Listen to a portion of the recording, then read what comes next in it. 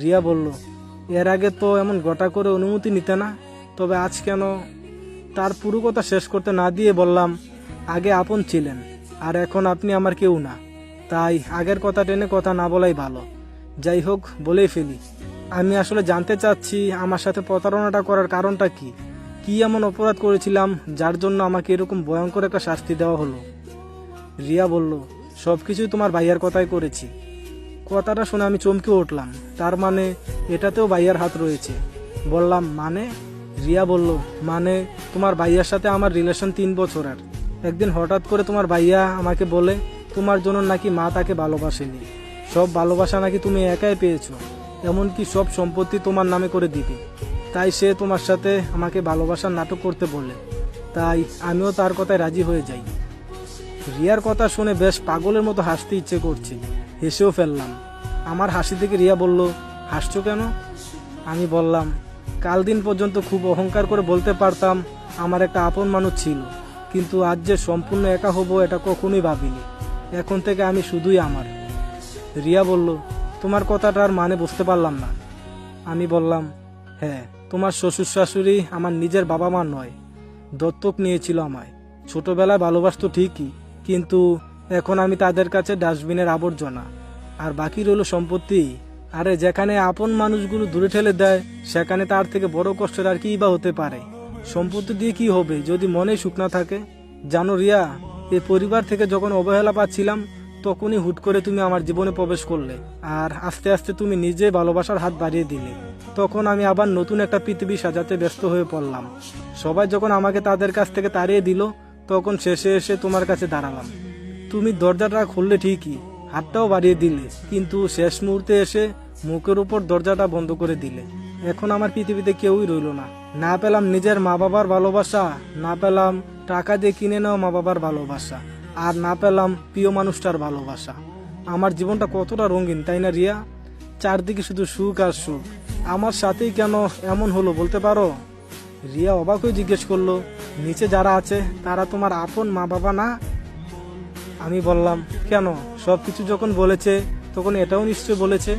রিয়া বলল, তুমি এতিম এটা কখনো বলেনি। রিয়ার দিকে তাকিয়ে দেখি তার চোখ দিয়ে অনর্গল পানি পড়েই চলছে। বললাম, রিয়া, করুণা হচ্ছে আমার প্রতি? রিয়া আমার পা জাপটে ধরে কাঁদতে কাঁদতে ক্ষমা চাইতে লাগলো। তুমি প্লিজ আমাকে ক্ষমা করে দাও। বিশ্বাস করো, আমাকে ভুল বুঝিয়ে এসব করানো হয়েছে। আমি জানতাম না যে তুমি এতিম। এই, আপনার বুদ্ধি লুকিয়েছে নাকি? দেবরের পায়ে ধরে আছেন কেন? আর আমি এতিম জানলে নাটক করতে না? কিন্তু বাবা মা আছে জেনে নাটক করছো কেন? কষ্টটাকে শুধু বাবা মাই মোচন করে দিত। এটা কেমন চিন্তা তোমার? তোমার দেওয়া কষ্ট কেন আমার বাবা মা মোচন করবে? পা থেকে ওঠো তাড়াতাড়ি, কেউ দেখে ফেলবে, পরে তোমারই সম্মানে আঘাত আসবে। রিয়া বলল, আগে বলো তুমি আমাকে ক্ষমা করে দিয়েছো? আমি বললাম, কি আজীব ব্যাপার তাই না? কষ্ট দিচ্ছ নিজের ইচ্ছায়, আবার ক্ষমা করতেও বাধ্য করছো। নিয়তির কি খেলা! তোমাকে জায়গা দিয়েছিলাম বুকের অতল গহীনে, আর আজ রয়েছো তুমি আমার পায়ে। একেই বলে সুখে থাকতে ভূতে কিলায়। প্লিজ পাটা ছেড়ে ওঠো। রিয়া পা থেকে উঠে দাঁড়ায়। চলে আসতে যাব, ঠিক তখনই রিয়ার ফুপিয়ে ফুপিয়ে কান্নার শব্দ পেলাম। দীর্ঘ 2.5 বছরের সম্পর্কে তার উপর যতবারই রাগ করেছি, ততবারই সে এভাবে ফুপিয়ে ফুপিয়ে কান্না করে আমার রাগ ভাঙিয়েছে। সেসব তো সবই মিথ্যা ছিল। আজও কি সে মিথ্যা কান্নার মায়া জড়াতে চায় আমায়? প্লিজ আমাকে মাফ করে দাও গুড্ডু, বলে আবার ফুপিয়ে ফুপিয়ে কেঁদে ওঠে মেয়েটা। রিয়া আমাকে ভালোবেসে গুড্ডু নামে ডাকতো। ওর চোখের পানি কেন জানি আমি সহ্য করতে পারি না। মনের ভিতর অজানা এক চিনচিন ব্যথা অনুভব করছে। হিতাহিত জ্ঞান হারিয়ে রিয়াকে জড়িয়ে ধরলাম। সে আমাকে ভালো না বাসলেও আমি তো তাকে বেসেছি। আমিও যদি তাকে কষ্ট দেই তাহলে আমাদের মধ্যে পার্থক্য রইল কি? আমি তো সত্যিই ভালোবেসেছি, তাই আমার উচিত তাকে ক্ষমা করে দেয়া। রিয়ার কপালে ছোট্ট একটা চুমু দিয়ে বললাম, আচ্ছা, ক্ষমা করে দিলাম তোমায়। দোয়া রইল তোমার জীবনের প্রতিটা কোণা সুখ দিয়ে ভরে উঠুক। আমি জানি এখানে থাকলে আমাদের সম্পর্কটা একদিন পরকীয়ায় পরিণত হবে, তাই আমাকে এখান থেকে দূরে কোথাও চলে যেতে হবে। 2 দিন পর সবার কাছ থেকে বিদায় নিয়ে চলে এলাম ঢাকা শহরে। আসার সময় সবাই খুশি হলেও রিয়ার চোখে জল ছিল। তাকে ইশারায় বলেছিলাম কখনো কাঁদবে না, সবসময় মুখে হাসির রেখা ফুটিয়ে রাখবে। তোমাকে হাসিতেই মানায়। তুমি হচ্ছ একটা গোলাপ গাছ, আর সেই গাছে ফুল ফোটা আবশ্যক। তারপর আজ 3 বছর পর নিজ শহরে পা রাখছি। পরনে পুলিশের ইউনিফর্ম, পদবিটা পেয়েছি ওসি সাহেবের। নিজের শহরে পা রাখতেই পুরনো দিনের কথাগুলো লাফিয়ে মাথায় উঠল। রিয়াকে দেখার অদম্য ইচ্ছা জাগলো মনে, কিন্তু যেটা হারিয়ে যাবার সেটা তো হারিয়েই গেছে। তাই নিজের ইচ্ছাটাকে মাটি চাপা দিয়ে থানায় চলে গেলাম। সবাই খুব সুন্দর করে সম্মান জানালো। আমাকে আমার আসন দেখিয়ে দেয়া হলো। আমি আরামসে সেখানে বসলাম। কিছুক্ষণ পর একটা মেয়ের কণ্ঠ শুনে মাথা তুলে তাকালাম। মেয়েটা আমাকে দেখে অবাক হয়েছে মনে হলো। নেমপ্লেটে লেখা উপমা। নামটা দেখে আমিও অবাক হলাম। এটা সেই উপমা, যে উপমাকে আমি অনেকদিন যাবৎ খুঁজছি। পরক্ষণে ভাবলাম, আরে দূর, এটা তো কখনোই হতে পারে না। কারণ যে উপমা আমাকে বাঁচিয়েছে সে একটু মোটা ছিল, কিন্তু এই উপমা তো একেবারে চিকন। মেয়েটার কথায় ঘোর কাটলো। স্যার, আমি উপমা, এই থানার এসআই। আপনার সাথে আমার ডিউটি দেওয়া হয়েছে। যাক, শুনে ভালোই লাগলো। একটা সুন্দরী মেয়ের সাথে ডিউটি করতে পারবো। এভাবে কেটে গেল 1 মাস। এই 1 মাসে কতবার যে উপমাকে খুঁজেছি। হ্যাঁ, মনে পড়েছে, সেদিন বলেছিল সে প্রতিদিন রাতে ওই চাওয়ালা চাচার কাছে চা খেতে যায়। একবার সেখানে গিয়ে খোঁজ করলে মন্দ হয় না। গেলাম রাত 2টার সময়, কিন্তু হতাশ হওয়া ছাড়া উপায় ছিল না। দোকান খোলা ছিল ঠিকই, কিন্তু উপমা নেই। আশেপাশে তাকিয়েও লাভের লাভ কিছুই হলো না। চাচার কাছে 1 কাপ চা চাইলাম।